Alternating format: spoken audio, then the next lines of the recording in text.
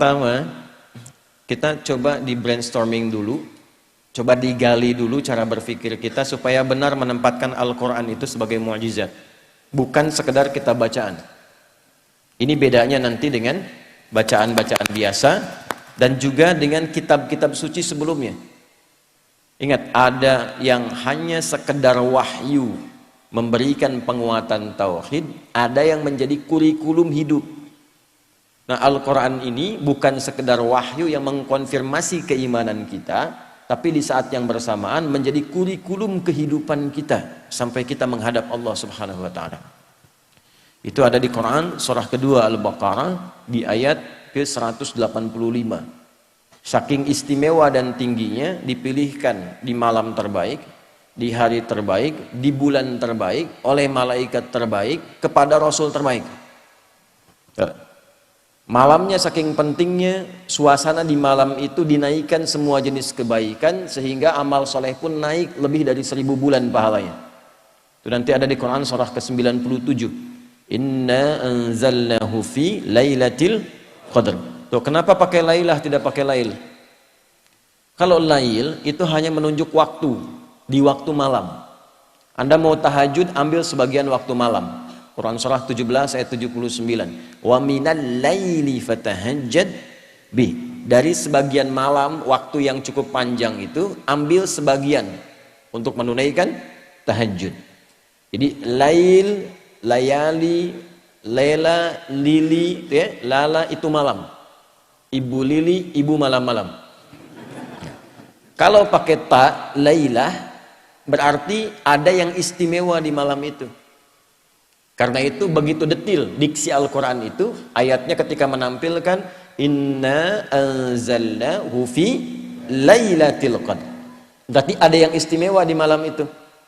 Ya, saking istimewanya, malamnya berubah suasananya, berubah nilai pahalanya. Wa ma adraka ma lailatul qadr. Lailatul qadri khairum min alfi syahr. Bukan 1000 bulan ya, lebih dari 1000 bulan. Nanti bergantung kadar keikhlasan. Kalau yang berhitung 1000 bulan ya dikasihnya 1000 bulan. Ya, kalau tidak pernah berhitung, Allah berikan pahala tanpa hitungan. Harinya ketika turun itu Jumu'ah, menjadi sayyidul ayyam. Bulannya Ramadan, syahrul Ramadan alladzi unzila fihil Quran. Malaikatnya ketika menerima Al-Quran langsung berubah jadi sayyidul malaikah. Ya, Jibril, Ruhul Amin. Nabi ketika menerima itu menjadi sayyidul anbiya'i wal mursalin. Tidak ada yang menerima Al-Quran dalam suasana apapun kecuali berubah jadi istimewa. Rasulnya jadi istimewa, malamnya istimewa. Tadi Al-Qadar, malamnya diberkahi. Nanti surahnya Ad-Dukhan, surah ke-44 itu ya. Ya, inna anzalnahu fi lailatin mubarakah. Anda bayangkan. Kemudian turun di Mekah. Nah, ini yang mau saya tunjukkan keistimewaannya. Mekah itu jangan dibayangkan saat ini yang ramai, maju, banyak hotelnya dan sebagainya. Ini saya ilustrasikan ya Bu Pak. Ini kanan, ini di kiri ini. Ini tisu biarkan saja. Ini lembah. Ya, ini lembahnya nih. Lembah ini kalau kita membaca dari segi sejarah, peta-peta masa lalu, itu tidak akan pernah keluar dari keterangan Al-Quran. Biwadin ghairi dhi zara'in inda baitikal muharram. Tanahnya tandus, batuannya pekat, tumbuhan jarang tumbuh. Terisolasi keadaannya. Di situ ada yang mulia. Kalaulah tidak ada kemuliaan Al-Bait, Baitullah, kalau nggak ada Ka'bah ini selesai.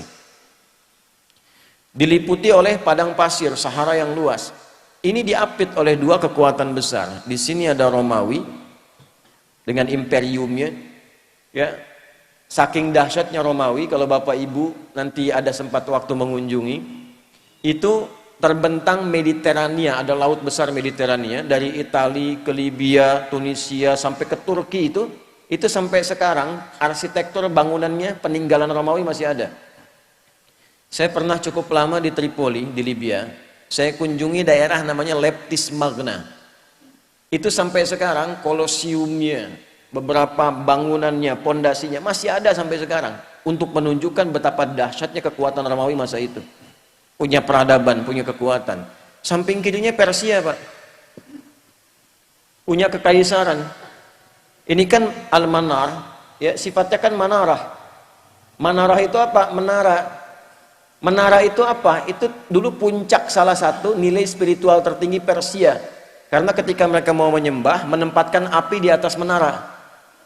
Nanti di era Islam, ketika Islam masuk ke Persia, digantilah, tempatnya tidak dirubah, fungsi tempatnya dirubah, diganti sebagai tempat azan, untuk menunjukkan bahwa setiap tempat penyembahan itu diarahkan kemudian kepada Allah Subhanahu wa Ta'ala. Singkatnya, di sini ada Romawi, di sini ada Persia, dua kekuatan besar. Pertanyaan saya, kenapa Qur'annya turunnya di tempat titik yang tadi disebutkan? Yang tandus, yang peradaban belum muncul, yang penduduknya sebagian besar pada masa itu banyak yang berbuat kriminal, pemabuk banyak. Ini sering saya informasikan, pemabuk zaman itu yang pemula itu 5 kali sehari, Ustaz. Yang pemula loh, bayangkan yang profesional itu. Kalau ada pencuri, pembegal, itu nggak nanggung, sekampung begal semua. Gifar itu kan kampung begal. Gifar itu kampung begal. Tokohnya Jundub bin Junadah. Jundub bin Junadah itu pemimpin para begal di kampung begal. Ya, nanti kelak masuk Islam, memperkenalkan diri, saya dari kampung begal dulunya. Maka ditambah al di depannya, ujungnya i, Al-Ghifari. Ya, jadi kalau ada yang namanya Al-Ghifari, kampung begal gitu dulu. Tapi nanti ada nilainya, belum selesai, baru setengah, jangan pulang dulu. Belum selesai. Kalau ada zina, zinanya khatam, semua jenis zina dikerjakan. Anda bayangkan tuh, ya, membunuh itu sudah biasa. Tokoh-tokohnya dikenang sepanjang zaman itu, kenang sepanjang zaman. Itu landscape-nya itu begitu. Ya, keadaan masyarakatnya demikian. Nah, Quran itu kenapa nggak turun di Romawi? Kenapa tidak turun di Persia? Kok turunnya di tempat itu yang terlihatnya tidak ideal? Maka Allah ingin menunjukkan keistimewaan Al-Quran dan keagungan dia, yang bisa merubah tempat yang paling nadir dengan maksiat menjadi khairu ummah. Orang yang berubah jadi orang terbaik di zamannya, tempatnya berubah jadi paling makmur yang melintasi zaman. Dan untuk menutup klaim di kemudian hari, pantas Islam pernah maju turunnya di Romawi. Untuk menghilangkan klaim di kesempatan yang lain, pantas Islam itu hebat turunnya di Persia.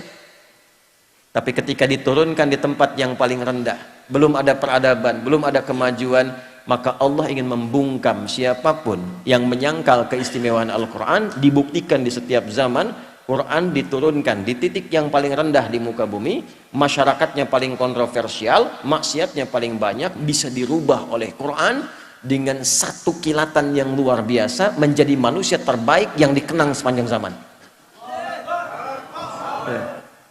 Dan itu dulu orang berubah itu dengan ayat-ayat pendek, Pak, Bu. Ibu kenal Bilal bin Rabah? Ayo, kenal di mana itu? Atau ya, Bilal itu kan hafalnya baru Al-Ikhlas coba. Tapi kekuatan Al-Ikhlas itu bisa menajamkan hatinya, pikirannya, dan memberi kekuatan pada fisiknya. Diseret oleh tuannya ke tanah lapang yang luas, dalam suasana panas yang tidak biasa. Saya ilustrasikan ya, panas di kita ini masih ada uapnya. Jadi kalau panas kita keluar keringat. Di Timur Tengah itu uapnya tipis, kalau betul-betul panas bisa hilang uap. Kalau hilang uap bukan keringat, itu langsung berubah jadi hitam. Karena uapnya tipis. Jadi kalau Anda simpan kerupuk, kalau di sini mengkerut, di sana terbakar. Ya.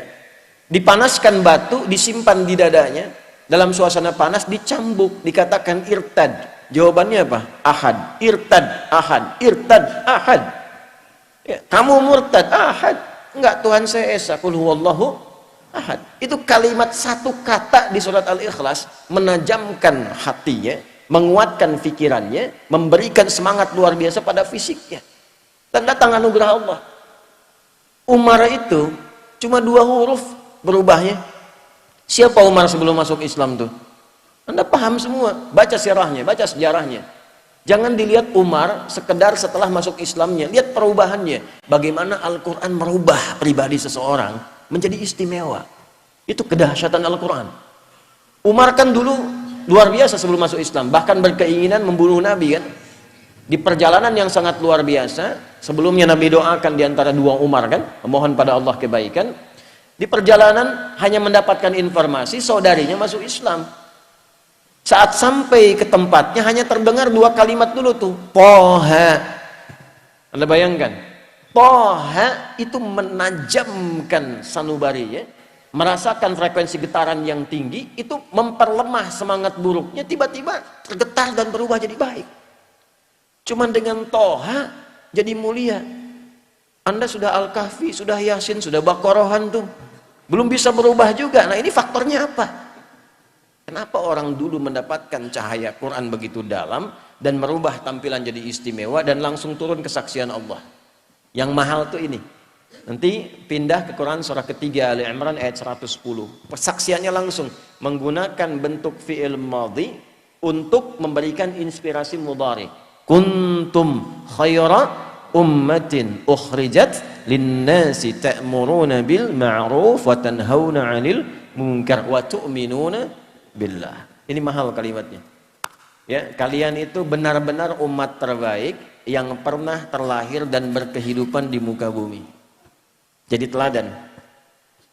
Nah, bagaimana mereka menjadi umat terbaik itu? Ketika mengambil spirit dari Al-Quran dan menerapkan kurikulum yang ada di Al-Quran pada kehidupannya. Jadi Al-Quran itu saking istimewanya bukan sekedar bacaan Pak Ibu. Membaca itu adalah membuka pintu untuk mengetahui isinya. Nah Al-Quran itu nanti ada 3 level. Level bacaan, level pemahaman, level pengamalan. Saat membaca itu untuk tahu isinya, untuk dipahami. Makanya kalimat pertamanya Iqra. Iqra itu belum menuntut paham dari qiraah. Ya, ketika ada qiraati, ada Iqra dan turunannya, kan kita tidak diminta memahami. Di mana-mana orang baca pertama kali itu untuk bisa baca, tidak dituntut paham. Itu hukum standar. Setelah itu memahami. Maka pindah ke tilawah. Tilawah itu, Bapak Ibu sekalian, bukan sekedar baca, tapi membaca, memahami apa yang dibaca. Setelah periode Nabi diisi dengan wahyu, setelah itu dialihkan tahapnya dari qiraah ke tilawah. Ketika ada praktek ibadah dan muamalah, langsung berubah jadi tilawah. Bukan qiraah lagi. Ya, contoh sholat ini. Sholat itu ketika ayatnya turun berupa perintah penunaian, itu iringan kalimatnya bukan qiraah lagi, tapi tilawah. Buka Quran surah ke-29, Al-Ankabut ayat ke-45. Saya yakin umumnya jamaah hafal tengah-tengahnya, tapi awalnya jarang dibaca. Ini yang tengahnya nih. Innas sholata tanha. Apa awal ayatnya? Tuh kan?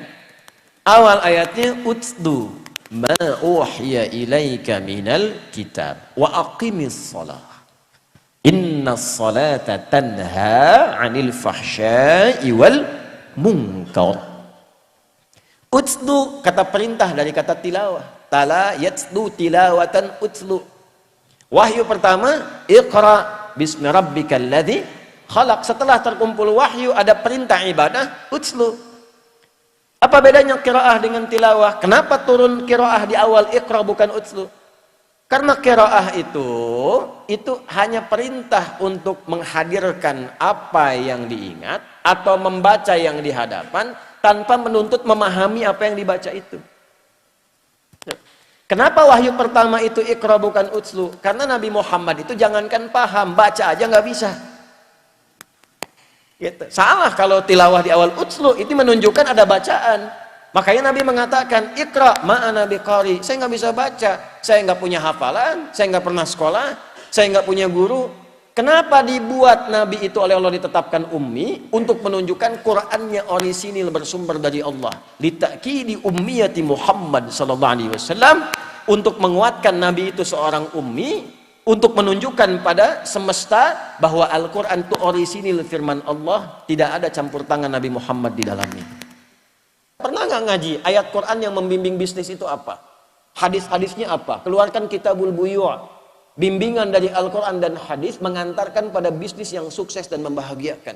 Tidak pernah ada sahabat, tidak pernah ada tabi'in, dan orang-orang sukses yang kita kenang sebagai orang kaya luar biasa, yang mengamalkan petunjuk itu dalam pekerjaannya, kecuali dagang dan bisnisnya tidak pernah kembali modal.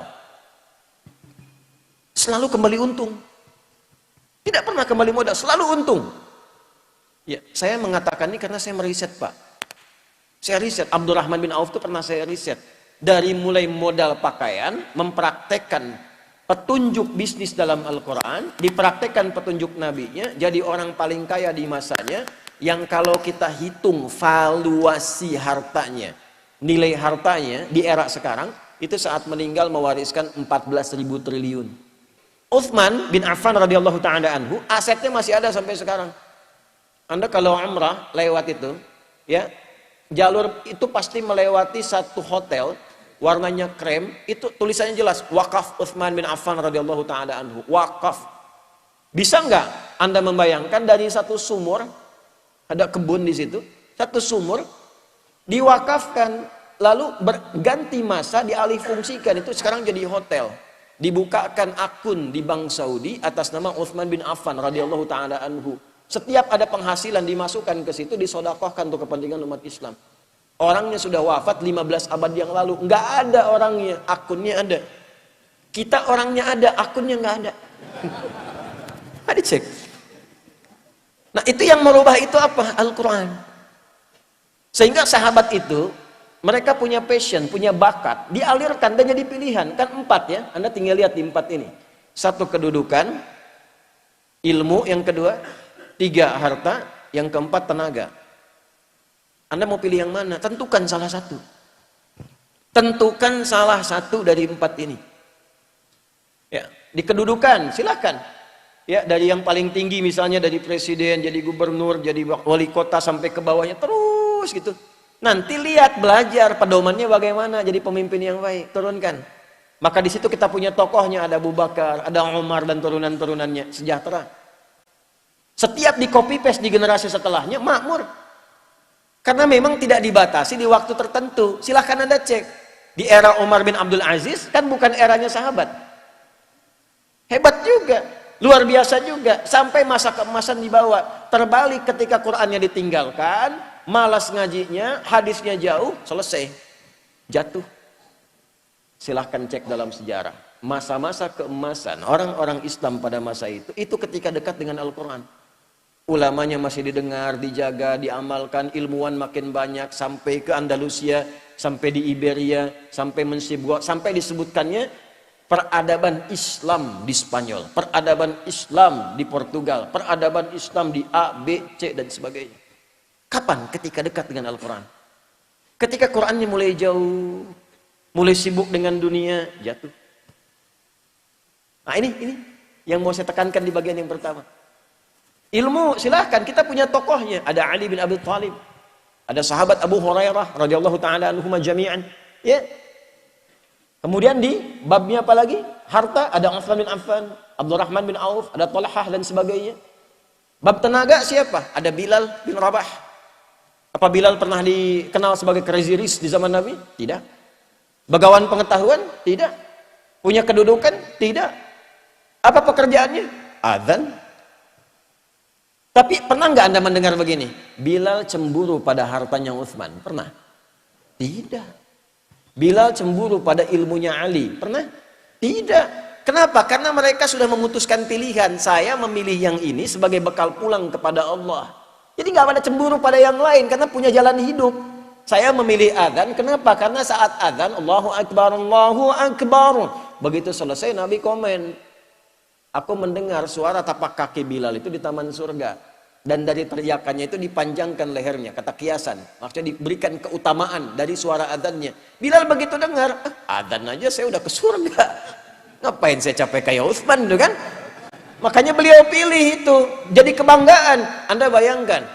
Setelah Nabi meninggal, itu dikejar-kejar, dicari Pak. Bilal ada di mana? Sembunyi mempertahankan passionnya.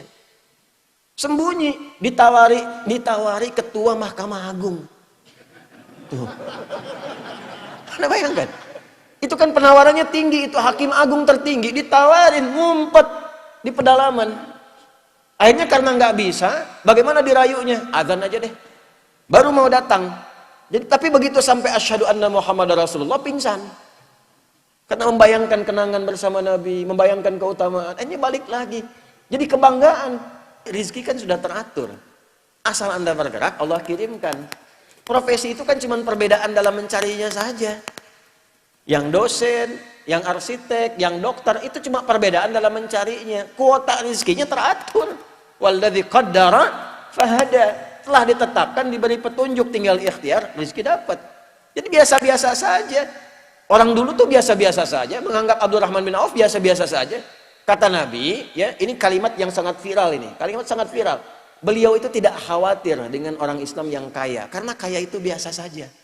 Yang khawatir itu yang tak mampu memanage kekayaannya. Jadi biasa-biasa saja, tidak usah berlebihan. Sama saja dengan yang ngambil tenaga, dengan yang ngambil ilmu, dengan yang ngambil kedudukan. Yang membedakan cara memanage, cara mengolahnya. Kalau kita punya fikihnya jadi kebanggaan. Oh, Bapak cuma adzan? Iya. Saya punya sanad ke Bilal bin Rabah. Bacakan hadisnya. Dan itu kan jadi kebanggaan tersendiri. Fikihnya ada, jalannya ada. Nah, ini yang ingin saya tekankan dari nilai-nilai Al-Quran.